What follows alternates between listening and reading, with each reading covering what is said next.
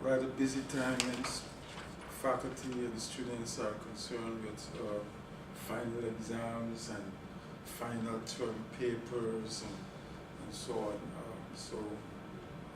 As a result of that, this talk is going to be missed by a lot of people who could benefit from it. So, and I also want to thank Professor Ranney for her support of the Humanities Center. People sometimes meet me and tell me, gee, boy, Walter, you're doing a good job. You're allowing people to have intellectual networks and so on.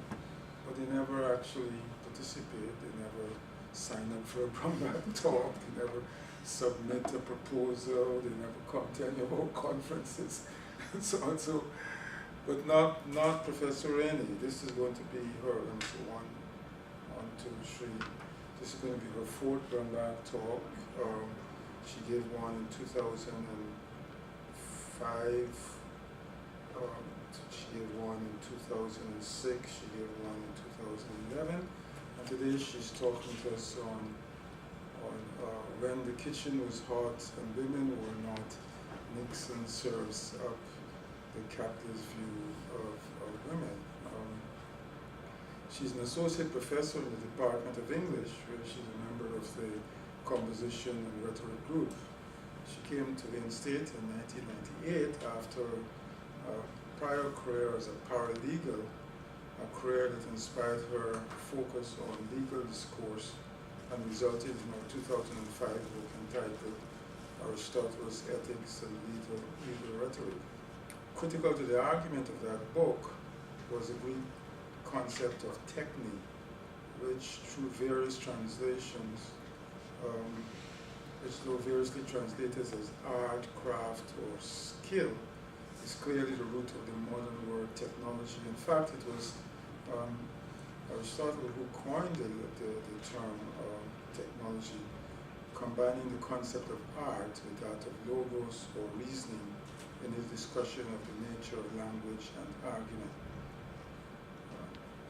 It is this understanding of modern technology as the junction of art and reasoning that informs Dr. Ranney's current scholarship in critical theories of gender and technology.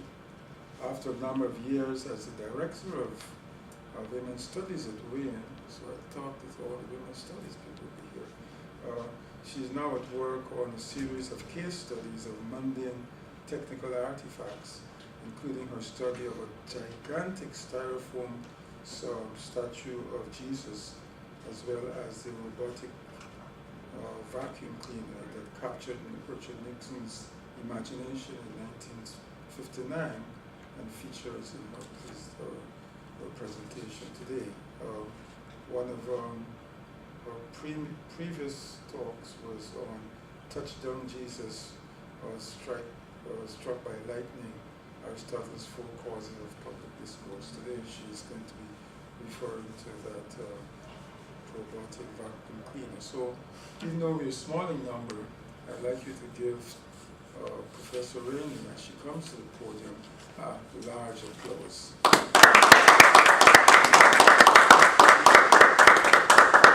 I'm going to remain seated because I have a lot of images that I want to show you, and so I want you to pay attention to those. I'm kind of happy, in fact, to have a small group because I feel I can be a little chatty. Although I do have a prepared text I'm going to read from, I might, veer off of it for a few seconds every now and then. I'm going to show you some video clips also, and that means that my talk is going to be a little longer than my talks usually are. But I think we will still have time for questions at the end, and I really appreciate your being here for what might be a sort of unusual talk. I have one person from political science. I don't know if I have any historians or, oh dear. Undergraduate. Oh yay. It's okay. And philosophers, we have philosophers, that's good. Because I'm a rhetorician, I'm going to be dealing with a historical event, but speaking about it from a rhetorical perspective. So, as Dr. Edwards said, my topic is when the kitchen was hot and women were not. I'm focusing on an event that took place in 1959. It was as the Cold War was settling in and then world leaders were trying to thaw it out. An informal debate in July of that year between then Vice President Richard Nixon and Soviet Premier Nikita Khrushchev was clearly not one of the most significant Cold War events, but I think we can argue that it was among the strangest. It took place before a number of venues at the American National Exhibition in Moscow as Nixon and Khrushchev were walking throughout the grounds. But the iconic photographs that we have were taken as a result of the efforts of a crafty young public relations man who steered the two of them to his client's exhibit in the kitchen of a model home that was completely furnished and purportedly typical of American homes at the time. So thanks in large part to the efforts of the young William Sapphire, who would later become Nixon's speechwriter, the event quickly became known as the kitchen debate. So the American National Exhibition in Moscow and the Soviet exhibition in New York that preceded it by several weeks were the result of agreements reached in the spirit of Geneva, that is the Geneva Summit of 1955. So while Nixon's visit to Moscow to open the exhibit was intended strictly as a formality, apparently Khrushchev was hopeful that extending cordiality to Nixon would result in an invitation for him to come to Washington and then a later formal visit by President Eisenhower to Moscow for a summit. Eisenhower, though, had made no promises, and he had set conditions of progress in current talks in Geneva about the state of Berlin and as a precondition to his visit to Moscow. Shortly before Nixon left for Moscow, in fact, Eisenhower let him know in no uncertain terms that he was not to engage in diplomatic negotiations with Khrushchev. But Nixon had more expansive ideas. The Republican Party at the time was in a certain amount of turmoil. Nelson Rockefeller looked like he might get the nomination for the presidential election in 1960 unless Nixon could establish himself as Eisenhower's successor. So he prepared extensively for his visit. He talked to anybody who had ever talked to Khrushchev, studied Russian politics and history, and learning that Khrushchev was famous for his use of Russian proverbs, although apparently a fairly hackneyed use of Russian proverbs, Nixon assembled his own collection of American folk sayings. And then both he and his wife, Pat, who would be going with him, learned a few expressions in Russian. This picture has Pat, as I'm sure you know, second from the left to over to the right from her is Madame Khrushchev. So this picture was taken in Moscow at the exhibit. As the Soviet exhibit opened, Americans were nervous, not only about the crisis that 2 years later would result in the construction of the Berlin Wall, but also about the Soviet success, and this was 2 years earlier, in launching Sputnik, the first man-made satellite. Indeed, although the Soviet exhibit in New York included a fashion show, consumer products, and displays on education and health, science and technology were featured prominently in the exhibit, which was opened by Kozlov, deputy premier and member of the Soviet Council of Ministers, and that was his wife standing next to Pat Nixon. The American National Exhibition had no satellites to display, but pinned its hopes on more mundane technologies, and the development and production of which the United States was clearly ahead of the Soviet Union, and which the exhibit designers thought would be persuasive, at least to the average everyday Soviet citizen, because the designers, of course, thought that these would display clear advantages of capitalism over communism. So color television, for example, was prominently displayed. It was everywhere in the exhibit. So an exhibit of television, range of television sets available. Also in the geodesic dome, there's a mammoth display of television screens that themselves are picturing, you can hardly tell, the expressway system that we had developed. And then also there was an actual color television recording studio. And it's at that location, in fact, that what was come to be known as the kitchen debate began. Now, the debate might not have occurred at all, or it might have been less contentious had it not been for a congressional resolution signed by Eisenhower on July 17th, a mere 5 days before Nixon left for Moscow. It had been an annual event since 1953.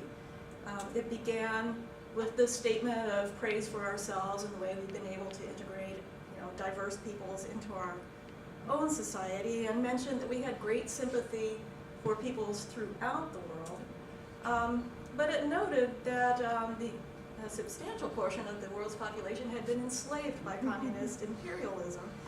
And so this resolution urged Americans to spend 1 week every year praying for people who lived in what were known as the captive nations. So Khrushchev apparently was infuriated by the time Nixon stepped off the plane, and so when they got to the exhibit in front of the television cameras, they'd already been involved in a pretty rancorous debate.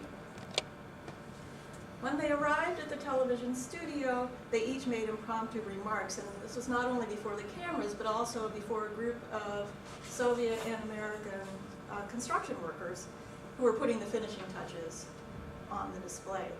I'm going to play about 3.5 minutes because I want you to see what the atmosphere was. I think it's pretty fascinating. This is totally a 7-minute video, but it's been edited and cut in half. I think about 13 minutes, in fact, were recorded in front of the television studios. Что-то ты выйдешь очень сердитый, вроде ты хочешь подраться. Ты не такой сердитый.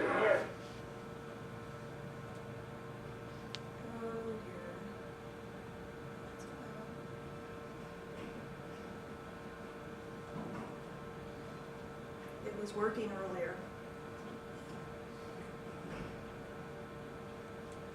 Let's see if it'll work better.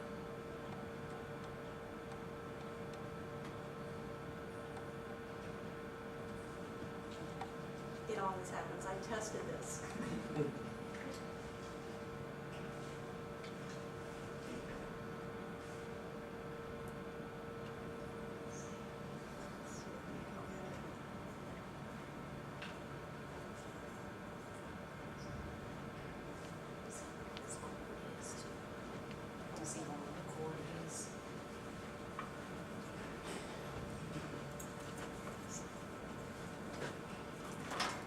It's just, buffering really slowly.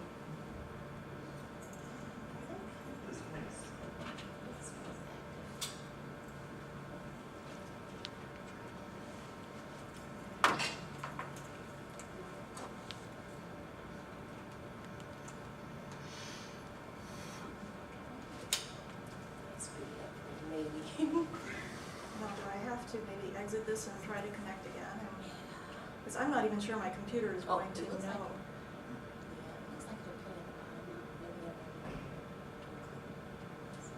I apologize. If this doesn't work, then I'll just have to sort of summarize what's going on here, but it will have much less impact than watching the performance.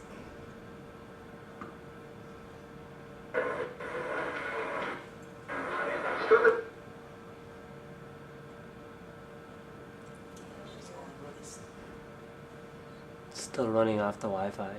I think it is still running off of Wi-Fi, and I would have to go through my computer and set it up to go for the Ethernet connection. If you just turn off the Wi-Fi, it should work through Ethernet automatically.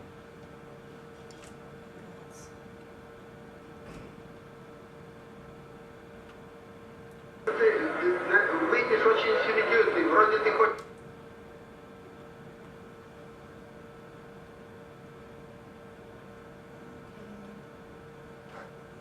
There you go. Should work. Refresh the page.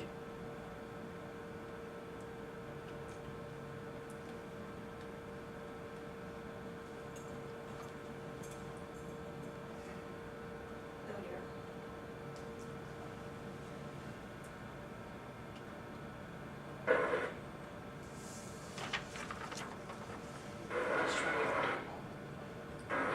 Что-то ты выйдешь очень сердитый, вроде ты хочешь подраться. Ты не такой сердитый. Это когда-то он был кавалеристом, да-да, а теперь он мирный человек.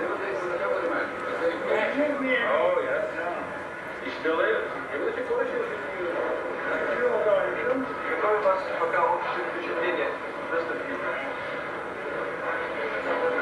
Если говорить о впечатлении, сейчас видно, что строители не успели закончить строительные свои дела, и экспонаты еще Oh, I'm sorry. не находятся. Вот возможности Америки, сколько она существует лет уже? 300? 300 лет. 150 лет не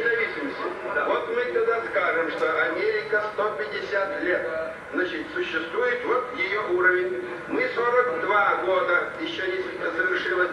Еще нам 7 лет, и мы будем на таком же уровне, как Америка. А в следующий пойдем дальше, вперед.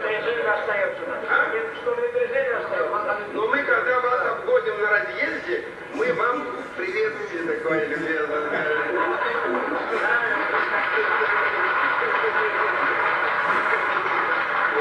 Потом, если хотите, мы можем остановиться, сказать, пожалуйста, за нами. Вопрос социального устройства. Вы хотите при капитализме? Живите. Это дело ваше, это вопрос внутренний, нас не касается. Мы можем вам сочувствовать, ну что же, раз вы не понимаете, ну живите так, как понимаете. Mr. Vice President, from what you have seen of our exhibition, how do you think it is going to impress the people of the Soviet Union? It's a very effective exhibit, and it's one that will cause a great deal of interest. I might say that this morning, I very early in the morning went down to visit a market, and where the farmers from various outskirts of the city bring in their items to sell. I can only say that there was a great deal of interest among these people who were workers and farmers, etc. I would imagine that the exhibition from that standpoint will therefore be a considerable success. As far as Mr. Khrushchev's comments just now, they are in the tradition we learned to expect from him, of speaking extemporaneously and frankly whenever he has an opportunity. I can only say that if this competition, which you have just described so effectively, in which you plan to outstrip us, and particularly in the production of consumer goods, if this competition is to do the best for both of our peoples and for people everywhere, there must be a free exchange of ideas. There are some instances where you may be ahead of us. For example, in the development of the thrust of your rockets for the investigation of outer space. There may be some instances, for example, color television, where we're ahead of you. But in order for both of us to benefit, мы европейцы вас опередили, и в этой технике вас опередили. Американцы умные люди, мы всегда об этом верили и знали. Ну что, глупые люди не могли бы поднять экономику на такой уровень, которого не достигли. Но мы тоже, знаете, не мух, так сказать, ноздрями бьем. А за 42 года, знаете, так шагнули за себя.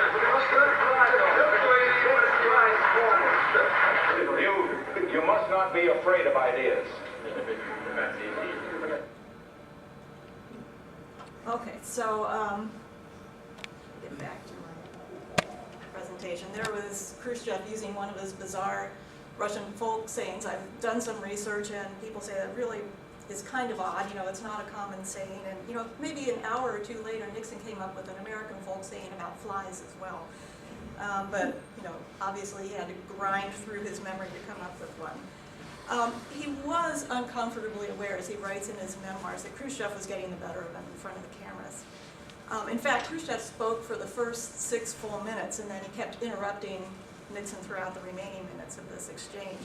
It's possible that Nixon was trying to follow Eisenhower's advice and not get involved in any kinds of serious debates. But as the tour and the talk continued, he apparently resolved to score a few points. This is an exhibit of the floor plan, and you know, a floor plan, it's an outdoor thing. This is the geodesic dome right here in the center. And he steered Khrushchev back to the corner where there was this model home, which the Soviet press had been scoffing at. They said it was about as typical of American homes as the Taj Mahal was of homes in India. But Nixon apparently saw the model as an opportunity to demonstrate American superiority in the production of consumer goods, despite Khrushchev's quick dismissal of our achievements in color television. The model, in fact, does look fairly typical of middle-class homes in the late 50s and early 60s. On the left, you see the artist Ranney, and on the right is an actual replica of that house that's on Lime Island. In 2011, it was listed for sale for $310,000.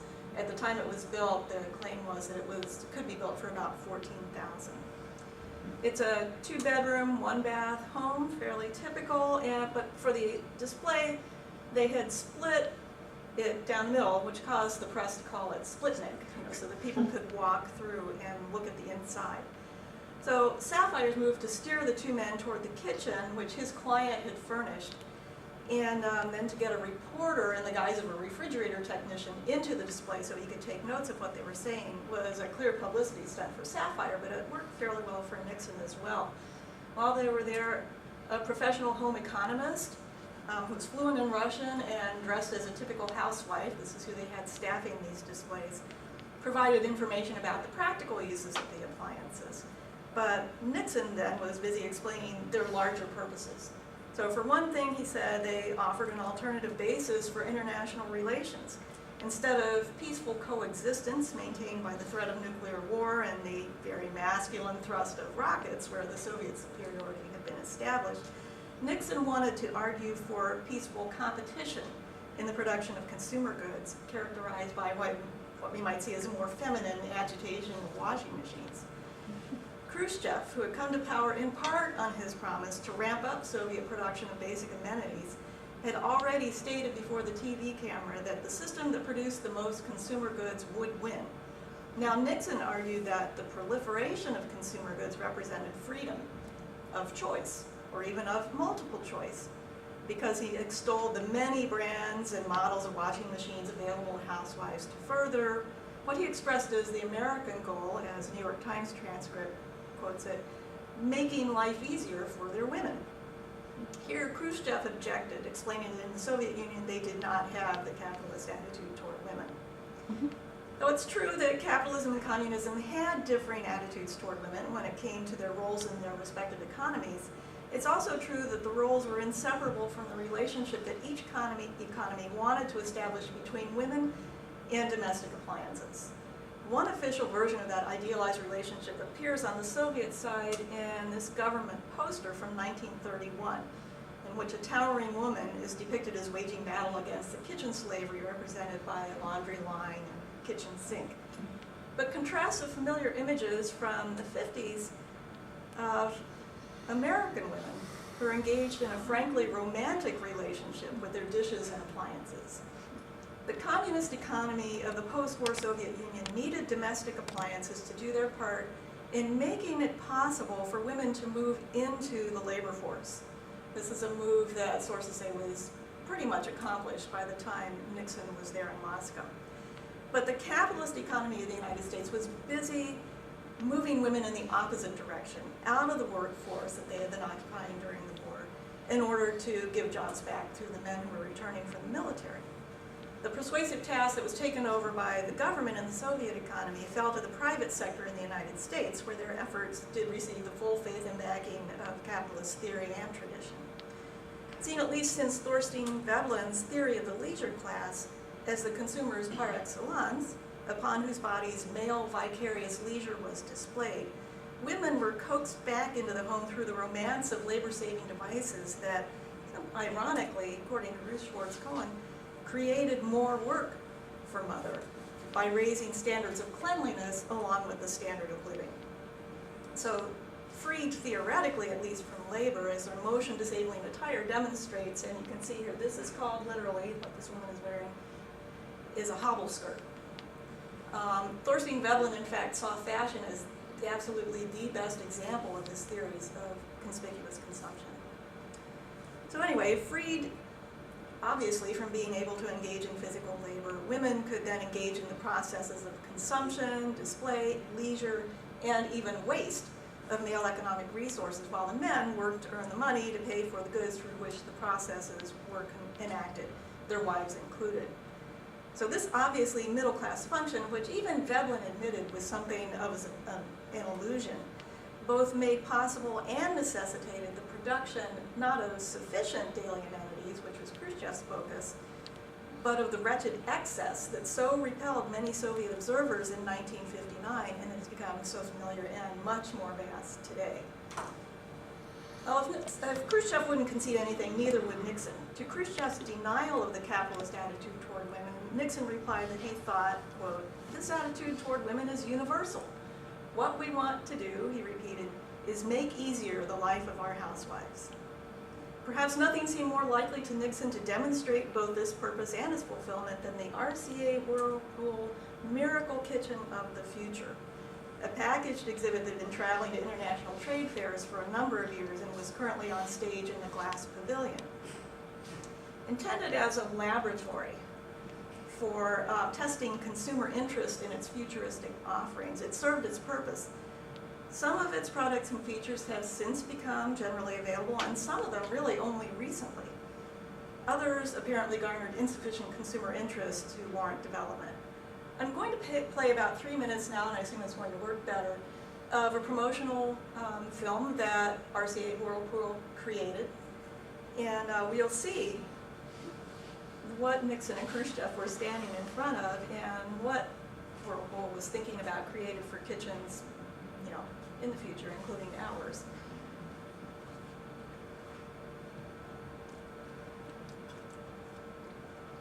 The resolution on this is pretty faint, so we'll just have to deal with it.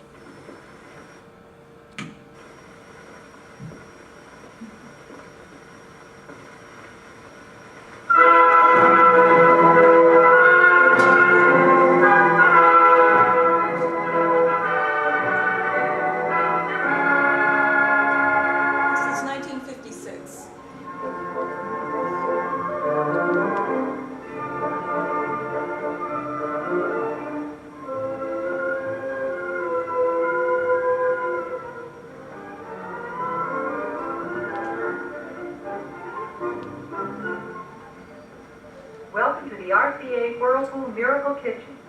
In this kitchen, you can bake a cake in 3 minutes.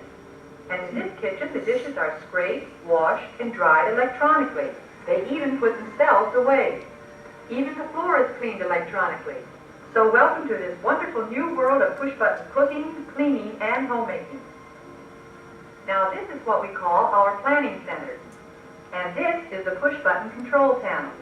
In other words, this is the heart and the brain of the RCA Whirlpool Miracle Kitchen. On the control panel, we have a series of buttons that operate various parts of the kitchen by a process even more simple than dialing your old-fashioned telephone. For example, there's a button that turns on a built-in color television set that brings entertainment into your miracle kitchen of the future. Other buttons select recipes, request an inventory of food stocks, select food from storage, or complete the automatic meal from the Magic Meal Maker. Besides the built-in color television set, you will also see a small TV monitor.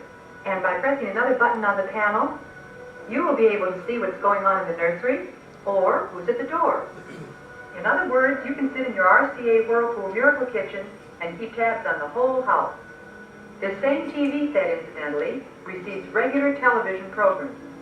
Or, if you wanted to remind yourself of something to do later in the day, such as call the butcher at 2 o'clock, you merely speak your message into this transmitter, set the clock for the appointed time, and then at 2 o'clock, the loudspeakers will remind you of it. And this, of course, serves as your own private telephone. Now here we have an inventory panel of beverages, fruits, vegetables, meat, fish, and so forth. And instead of searching around on your pantry shelves for food, now you merely make your selection with a touch of the finger. For example, right now, I think I'd like a can of frozen orange juice.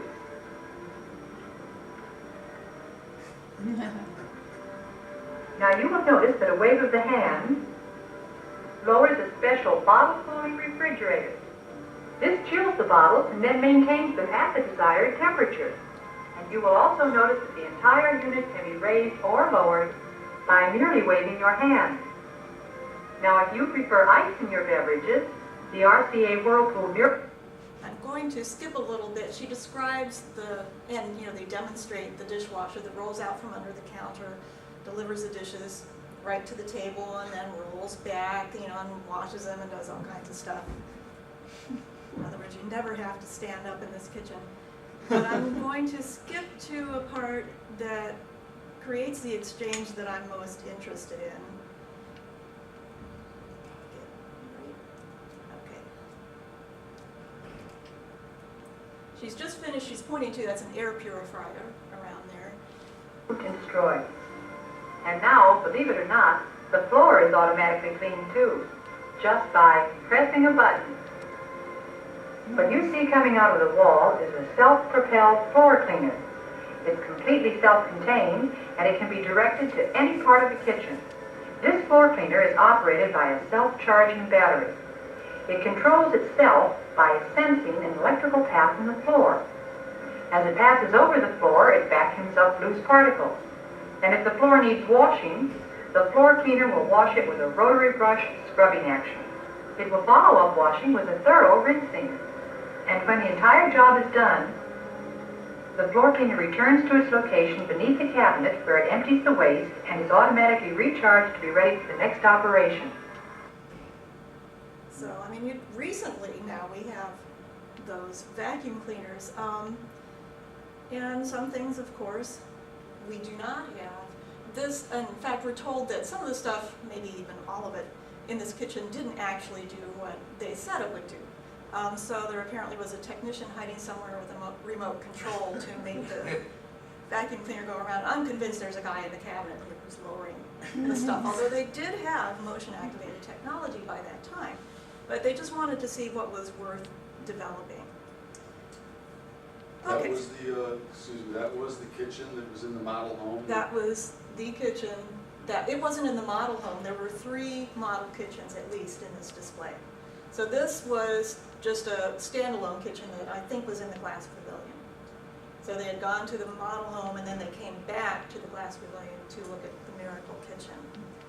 So he began the discussion, Nixon did, by pointing out this remote control right there. And then while they're standing there, the dishwasher comes out from under the counter and starts lurching toward them. Khrushchev is unimpressed, and his comment is this: "Don't you have a machine that puts food into the mouth and pushes it down? Many things you've shown us are interesting, but they're not needed in life. They have no useful purpose. They're merely gadgets." It's at just that moment, though, that Nixon's attention had been temporarily diverted. And the New York Times duly notes this moment under a subheading titled, "U.S. Models Stop the Debate Briefly." Because this is the moment on which I want to focus, I'm going to read from it verbatim. Khrushchev, noting Nixon gazing admiringly at young women modeling bathing suits and sports clothes. "You're for the girls, too." Nixon, indicating a floor sweeper that works by itself and other appliances. "You don't need a wife." Quotes the New York Times. Khrushchev chuckled. Now, this moment has not, gotten too much attention, and yes, it's a joke, but I believe it's notable, and for a number of reasons. First, humor only works if it has a serious core that parties to the joke share. Though communism may not share the capitalist attitude toward women, the communist not only gets the joke, he initiates the exchange, in which he and the capitalist, 2 guys who could agree on almost nothing else except apparently they both hate jazz, agree as males about a number of functions of females: their sexual attractiveness, their domestic duties, their potential irksomeness as wives rather than simply as sexual partners, and the replaceability of that irksome role by the appliances. It seems their only disagreement has to do with just one of the 2 purposes that they ascribe to the technological mediation of their relationships with women. But the question is, how did they get to this point? The point at which a robotic floor scrubber can present it as a plausible substitute for a wife. For my analysis in this talk, I'm going to draw on a small number of scholars to make really a limited point. These scholars, I'm aware, are Western scholars. They're not concerned with any system other than capitalism or with any really broad historical span of time. I'm going to be working primarily with Marshall McLuhan's Mechanical Bride from 1951.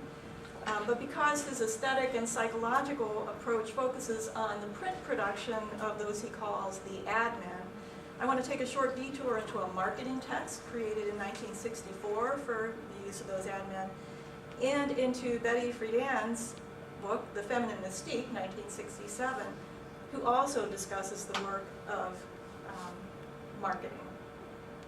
So Ernest Dichter's Handbook of Consumer Motivation stands as a testament to McLuhan's assertion in the opening paragraph of The Mechanical Bride that the 20th century was the first age in which many thousands of the best trained individual minds have made it a full-time business to get inside the collective public mind in order to manipulate, exploit, and control.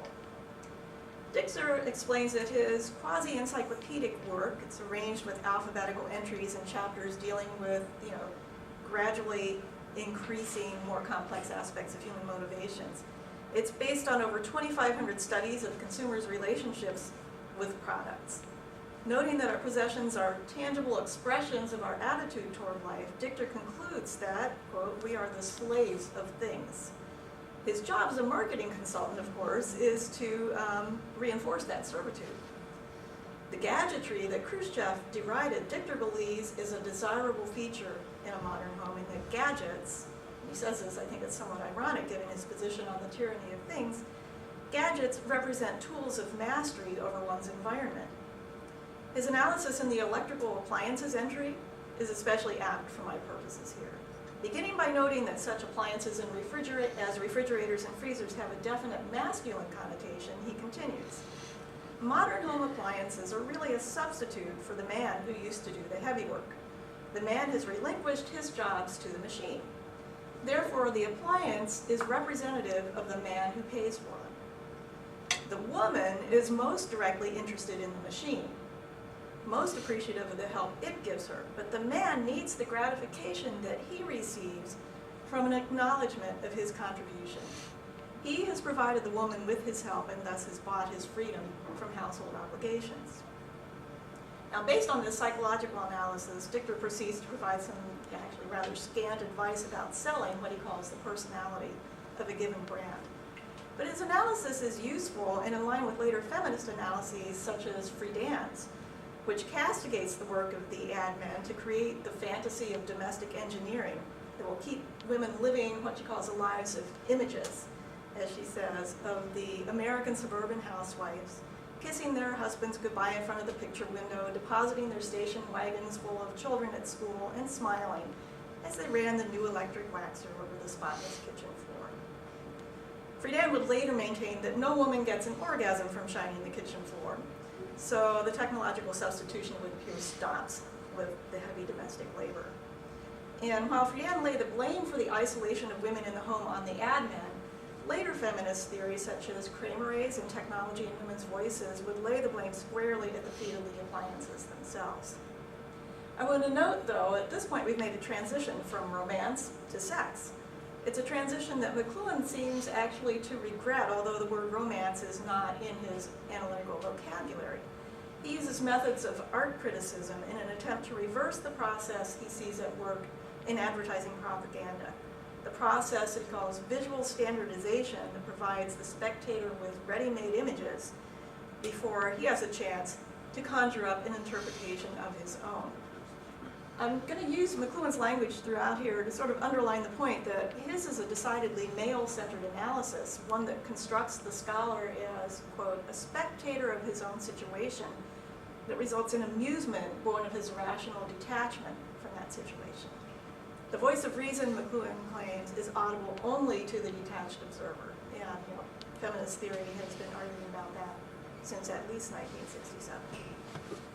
But to point out his bias is not to discount McLuhan's analysis, but simply to keep in mind that it's an only partial, if very insightful, perspective on the processes that he sees at work in the image-making project of the first half of the 20th century. What he sees in multiple images, so many that he doesn't attempt a wide survey but just focuses on a few, is a conjunction of technology not only with sex but also with death. So from a World War II era poster featuring a crumpled and bullet-pierced pinup photo of Betty Grable, and you can see the gun and the sinking tank, all kinds of destruction in the background, to advertising that presents the automobile, he says, as a rolling womb, phallus, and death machine all in one.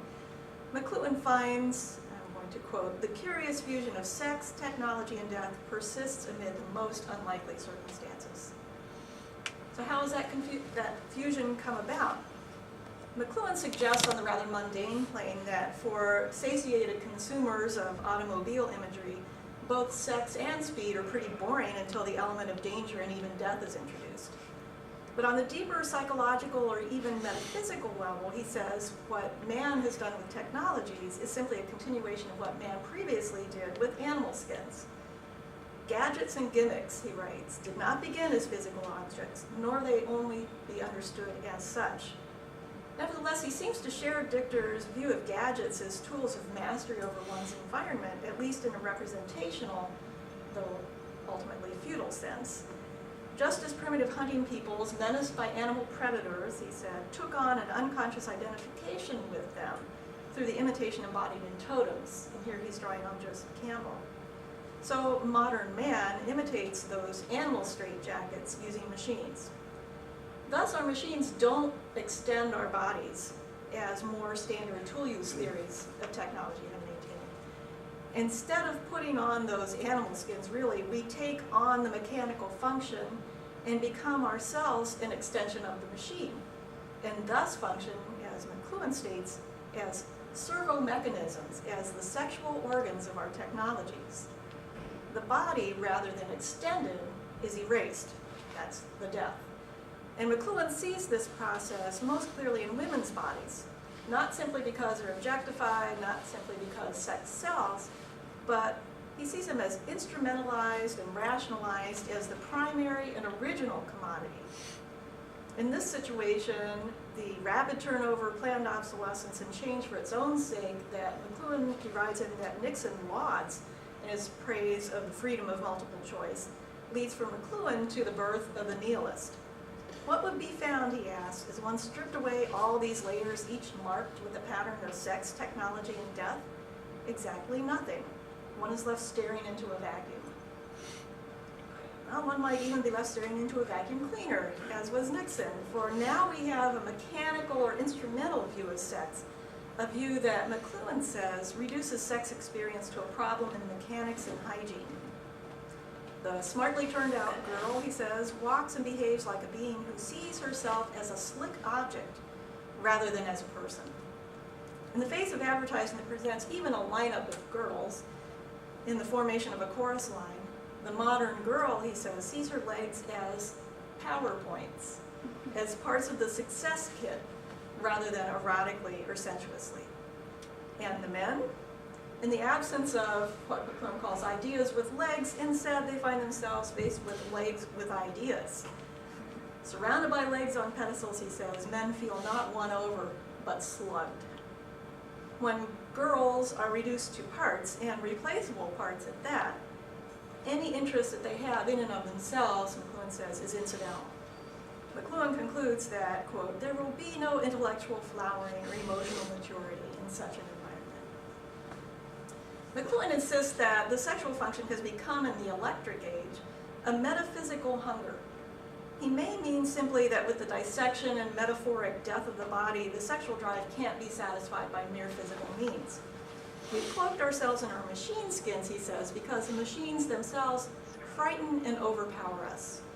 As a result, McLuhan repeatedly refers to the sexual environment as frigid, though given Nixon's response to the robotic floor cleaner, I think a better word might be flaccid. You might not need a wife, as Nixon quips, but in this vision, you don't need the models either. In a world of self-cleaning ovens and robotic floor cleaners, a wife becomes the ultimate domestic appliance. And then leaves the husband, and this is a word that's oddly absent from most of the things I look at. Wives are mentioned a lot, not so much husbands. Leaves the husband with the desire, according to McLuhan, to possess machines in a sexually gratifying way, to participate what I would describe as a world of extreme and literal autoeroticism. I'm going to close with some images that I just can't resist showing here. They're taken from, described as the all but unknown final film of the world-renowned filmmaker and little-known technological theorist, Ranney. In his 1976 La Cireuse Électrique, The Electric Waxer, he presents us with a woman named Émilie, a Parisian housewife whose love for her parquet and desire for her electric floor waxer will bring about, in this film's mere 30-minute span, we have the death of her first husband, the alienation of her affections from the second husband, and ultimately her own suicide as she leaps off the balcony that her husband, infuriated by the waxer, has thrown over the edge.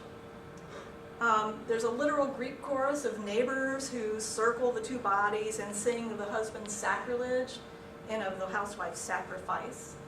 In this age of overpopulation, when the pill is not enough, they say, and humans incessantly replicate themselves, they chant, to kill a human being is reproachable, but to kill a machine is abominable. Machines, they explain, can't reproduce themselves, but if McLuhan is right, they don't need to. Nixon and Khrushchev and all of us servo mechanisms will take care of that little chore for them. Thank you.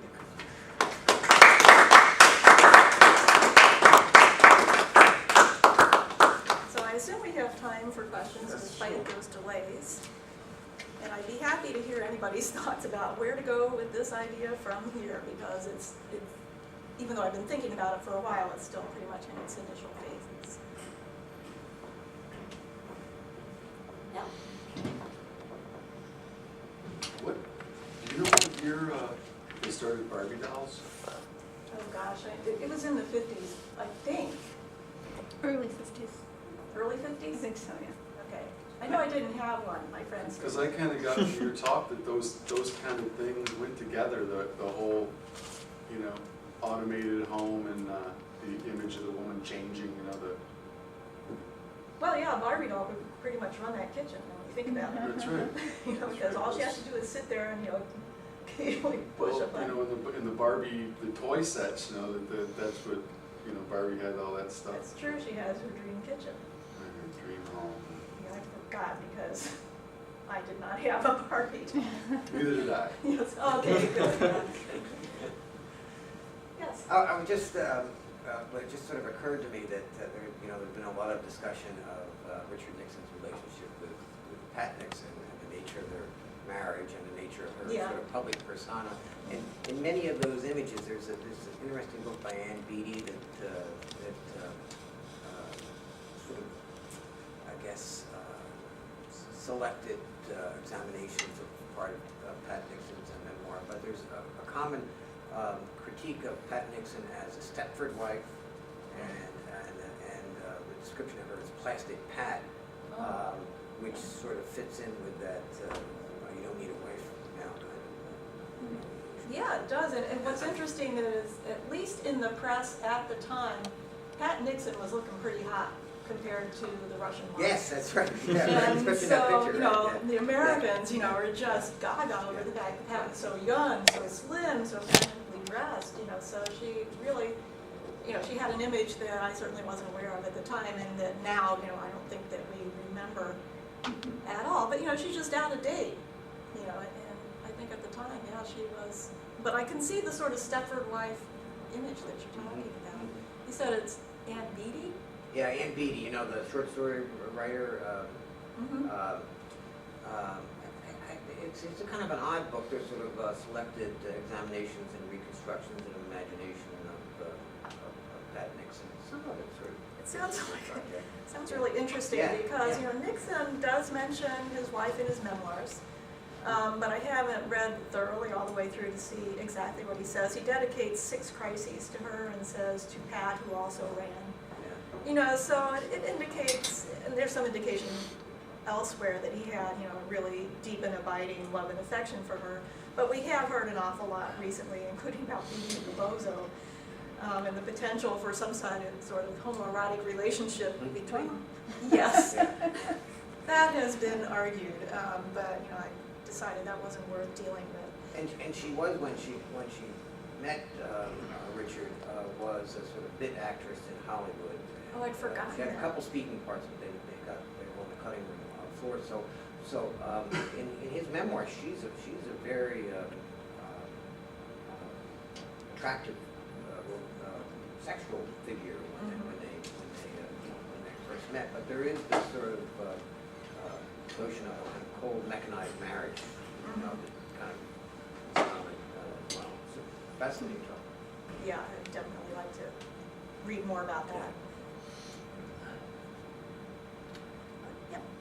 Their comment reminded me of Nancy Reagan, who was certainly examined and impressed with a similar story. Yeah. Actress in Hollywood marries a politician who becomes an asset, you know, and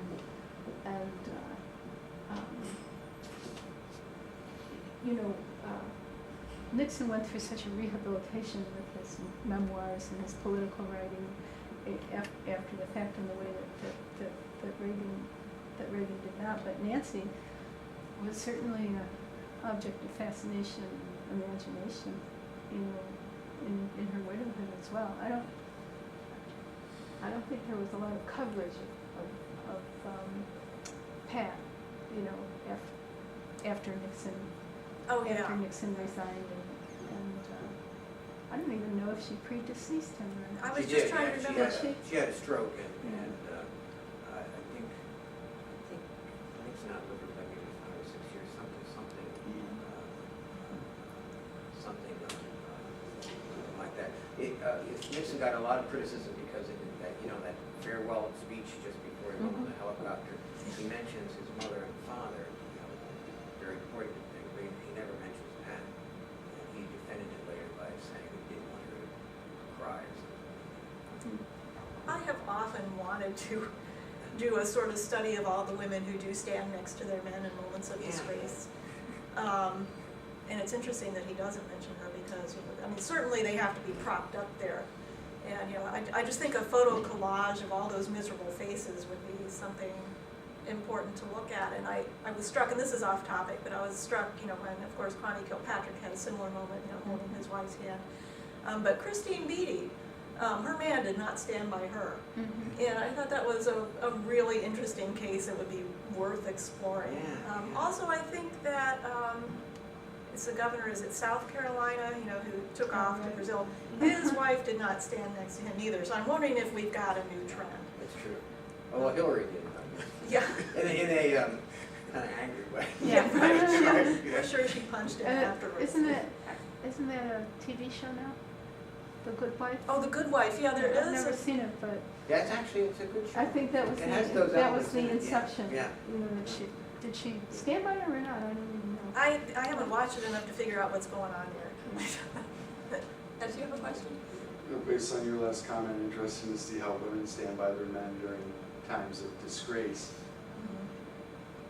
Isn't it all, even the extension from that, an interesting concept to say, the robber barons on Wall Street all have loyal wives? I mean, they're not a disgrace, but they're obviously, They should be. okay, and Yeah. people who start unjust wars, their wives have stood by them. You see, so there's the correlation, it's an interesting thing, yes, that women stand by their men despite what their men do, but are the men doing it for the women? I mean, what drives a man to succeed? So there's a whole relationship there that Well, I think, is fascinating. there's a change because women are only recently reaching a level of prominence where they could also be disgraced. So, maybe time will tell. Should Hillary Clinton become our next president and somehow get involved in some sort of scandal, we'll see if Bill stands here. I think The Scottish play. The Scottish play. I'm ready to be back. Yeah. So, Yes. there's a connection. I do have a decidedly historical slant, so I'll preface that. But one of the things that I thought was missing from this already incredibly thorough and great presentation was kind of the flip side of how women are actually portrayed in the Russian perspective. And I know that might be a little bit far afield for an English professor, but I think that it would be very, very interesting to find out the motives of what Khrushchev was doing at this thing. Was it purely a propaganda type thing to say, oh, we are really better by deriding so many capitalistic innovations of Nixon and kind of sweeping them under the rug, both proverbially and literally. But I feel that there's probably a lot more to the relationship that could be fleshed out and then further contextualized into the technological narrative that you're going for. Absolutely. And I absolutely enjoyed the presentation, by the way. Oh yeah, thank you. Absolutely, I'm well aware that I do not know the answers to those questions. I'd like to learn a little bit about Madame Khrushchev in their marriage. I'm going to read Khrushchev's memoirs. And I just have not yet gotten to the point where I've decided to jump into that literature, but I know that's where I need to go next if I want to expand this, because I show one poster from the communist era, and that's why I said, are there any historians here? Because I was hoping just slide by. But I need to pursue that further. Do you have any suggestions of sources, I'd be happy to hear. Yes. This was my original comment before I got No.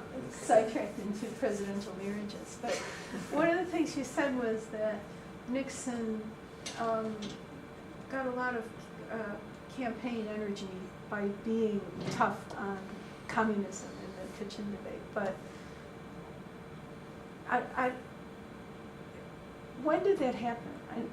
And how did that happen? Because in the clips that you showed and the way that you talked, I didn't see Nixon being tough on communism. Maybe that's something to flesh out. I didn't pull up the picture that I have, but a picture that really helped Nixon out is at one point when he's talking to Khrushchev, he's pointing his finger at it and jabbing it into his lapel, and that did a lot for Nixon because he came back looking like the real tough guy. So even though at the beginning, before the TV cameras, he kind of looks like a goof, but then, Khrushchev looks like a clown, so I'm not sure that was really good for anybody. But he looks like he's getting run over. He decided to step it up, and then there's that photo of him going like this that got widespread publication. And he gave a speech both at the beginning and possibly at the end of his visit there that was also extremely well received. But I don't know the details of that, and that would be a way to go. Certainly it worked well for him because, this was in July of '59, and the election, was the next year. So it really, I think, made his failed campaign for president in 1960. But yeah, I need details on that as well. And then, of course, there was always, back to the presidential lives, Which is really more fascinating. The contrast between Pat and Jacqueline Kennedy. Oh, yeah. That's Oh, well, that's like another whole can of worms. So TV, didn't exactly help Nixon out in Moscow, but it didn't hurt him anywhere near as much as the televised debates with Kennedy. And it is interesting because if you look at Pat Nixon and Jacqueline Kennedy, they are both, to use them as stuff, they are mechanized in a different way, though. Jacqueline Kennedy she's very attractive and glamorous, and there's a stillness about her, it's a different kind of stillness, I think, than Pat Nixon. So. I think, Pat Nixon was a bit older and probably didn't have the finishing school background and all that kind of stuff, or even the outrageous amounts of money. Then if you go backwards, of course, Pat Nixon was Mamie Eisenhower. Yeah. Oh, yeah. Another image, right? Yeah. Yes, and I guess that Mamie Eisenhower at the time was even, I don't know that she was ridiculed, but people, kind of chuckled about Mamie's hair and her hats and all that kind of stuff. It's tough being a presidential wife. I've been spared. Any other questions? Thank you very much. Thank you. Thank you. I hope you got a little bit of feedback. Yes, I did. Yeah. And you can talk to your historian over Yes. there. Right.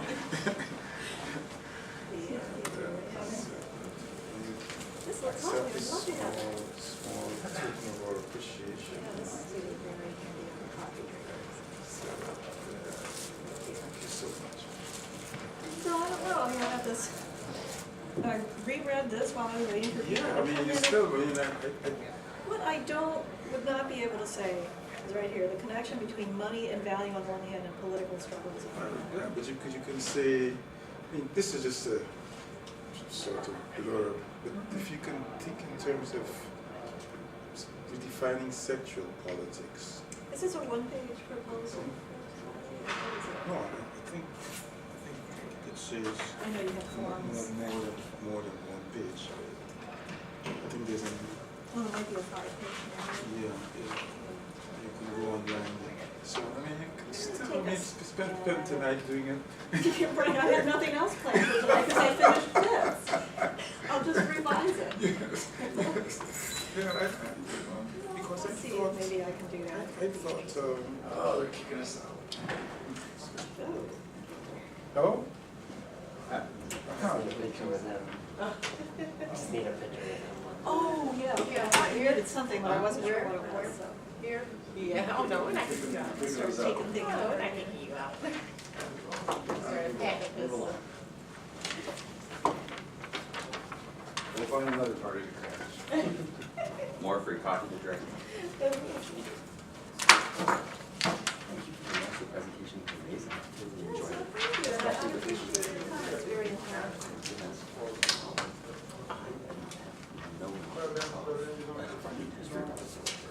Unfortunately, my grandma passed.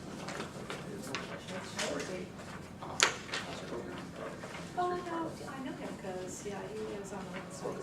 I didn't realize he was in Russia. Yes, she is in Russia. She's actually a research project in Charlotte. For the back. For the first time in 3 years. But I was a turn and through with that. So it's very, that's really kind of what I can help you out with. What's your name? Robert Beck. Robert Beck? Yes, I'm very senior graduate. I was going to say he must be a senior.